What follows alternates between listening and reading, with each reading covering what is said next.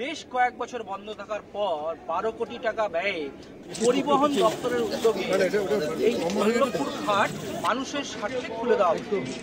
সহজে খুশি দুপুরের মানুষ।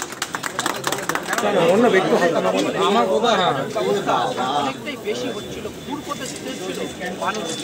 সাংসদ কল্যাণ বন্দ্যোপাধ্যায়ের হাত ধরে 12 কোটি টাকা ব্যয়ে ঘাট উদ্বোধনে খুশি শ্রীরামপুরবাসী। দুদিন ধরে একটা কাজটা এখানে ঘাটটা আগে চলতো, বন্ধ হয়েছিল।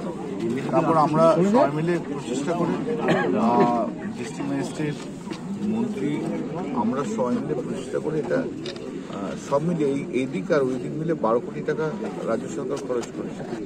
তো স্নেহাশিস চক্রবর্তীর পদক্ষেপ নিয়ে এটাকে ইমপ্লিমেন্ট করেছে। আমাদের আগে টাকাটা স্যাংশন হয়েছে, কিন্তু ইমপ্লিমেন্ট করেছে, এখন কাজটা হয়েছে। তো মানুষের অনেক উপকার হবে এতে। আগে যে বন্ধ ছিল এখানে ফেরিঘাটটা, ওর জন্য খুব ভালো সুবিধা হবে ফেরি সার্ভিস। এখন যত দিন যাচ্ছে আমার মনে হয়েছে কোনো এক জায়গায় যে অল্টারনেটিভ ট্রান্সপোর্ট হিসেবে ওয়াটার ট্রান্সপোর্টটা একটা খুব ভালো একটা অল্টারনেটিভ, এবং এটাতে দুটো দিকে সুবিধা আছে। যে কোনো জ্যাম পাবে না, 1 নম্বর। 2 নম্বর হচ্ছে এনভায়রনমেন্ট ফ্রেন্ডলি, আর গঙ্গার মনোরম দৃশ্য দেখবে। শ্রীরামপুরের সঙ্গে কলকাতার একটা সকালবেলাতে অফিস টাইমে সার্ভিস যেন দেওয়া যায়, স্নেহাশিসকে আমি বলেছি, স্নেহাশিস বলেছি এটা দেখছি যাতে করা যায়। যাত্রী সুবিধা হওয়াতে স্বভাবতই খুশি দুপারের মানুষদের।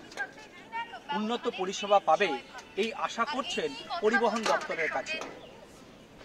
কথায় নয়, কাজে বিশ্বাসী মাটি মানুষের সরকার, তারই প্রমাণ হলো শ্রীরামপুরে। আমার শহর শ্রীরামপুর থেকে আদির সাথে পলাশ, কলকাতা টিভি।